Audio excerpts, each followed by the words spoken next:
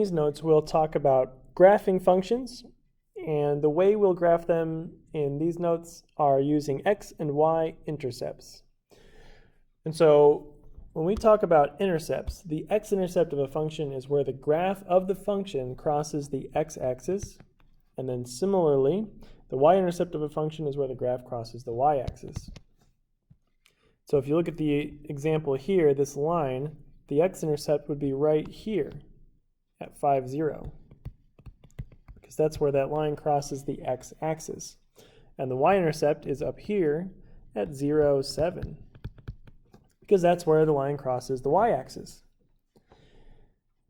Now, intercepts have important properties concerning the other variable. So for the X-intercept, Y is always going to be equal to 0, because at the X-axis, Y is equal to 0.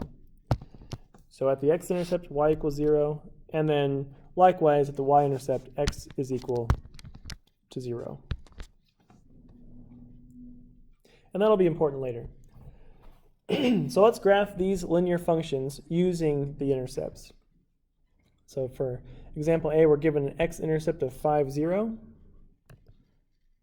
Let's put that on the graph. And a Y-intercept of 0, negative 2. And so we know our function is a line that goes through those 2 points. Example B, we're given an X-intercept of negative 1, 0 and a Y-intercept of 0, 7. And again, our function is a line that goes through those 2 points.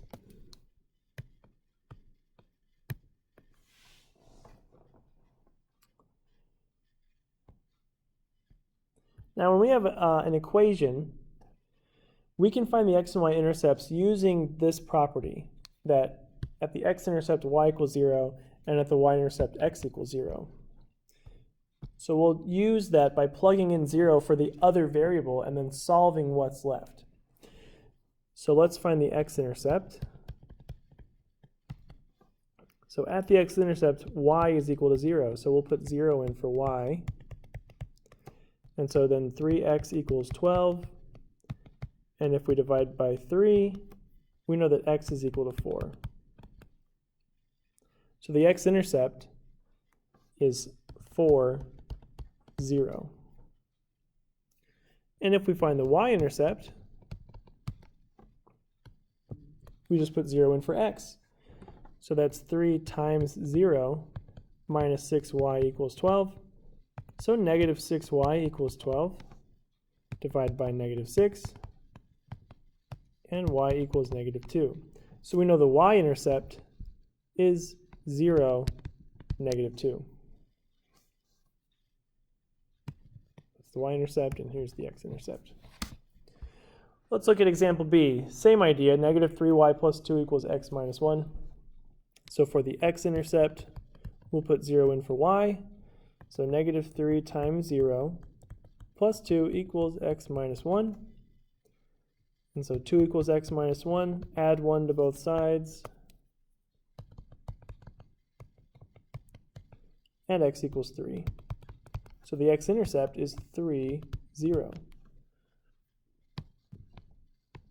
For the Y-intercept, do the opposite. So negative 3y plus 2 equals 0 minus 1, which is just negative 1. So we'll subtract 2 from both sides here. So negative 3y equals negative 3. Divide by negative 3, and y equals 1. So the Y-intercept is 0, 1. So X-intercept and Y-intercept there.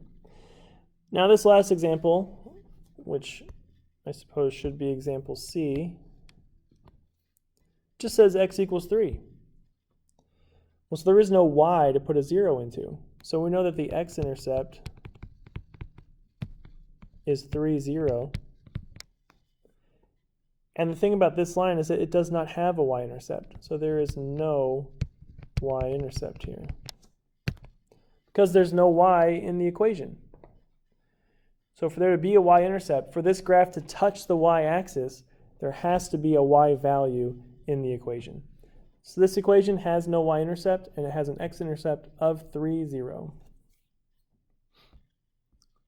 Okay, so now we can also use intercepts once we find them to graph the function. So let's practice that now. So we have 3x plus 5y equals negative 15. Let's start by finding the intercepts. For the x-intercept, same process, put 0 in for y. So that's 3x equals negative 15. All right, we just take out that y term. If it helps to write it out, we can. So this just goes away. So 3x equals negative 15. Divide by 3, and x equals negative 5. So the x-intercept here is negative 5, 0. Let's find the y-intercept. So 3 times 0 plus 5y equals negative 15. This goes away, so 5y equals negative 15. And divide by 5, and y equals negative 3. So the y-intercept is 0, negative 3. We can put these on the graph and then plot the line. So the x-intercept was negative 5, 0. It's right here. The y-intercept is negative 3, or 0, negative 3. That's right here. So our function is a line that goes through those points, just like that.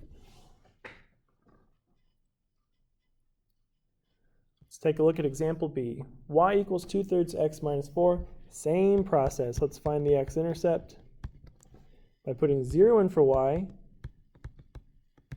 We'll have to do a little solving here, so we have to get rid of this 4. Let's add 4 to both sides. So 4 equals 2/3 x. Multiply by 3 over 2, right? Flip that fraction. We do get x equals 6. 4 times 3 is 12, divided by 2 is 6.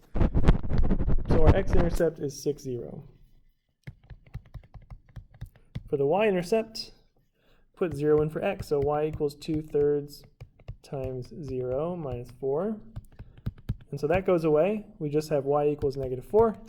So the y-intercept is 0, negative 4. Let's plot those on the graph.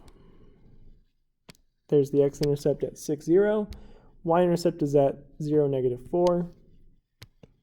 And our function is the line that goes through those 2 points. So there you have it. X and y intercepts can be used not only to graph a function, but if you're given an equation, you can find the intercepts by plugging in 0 for the other variable.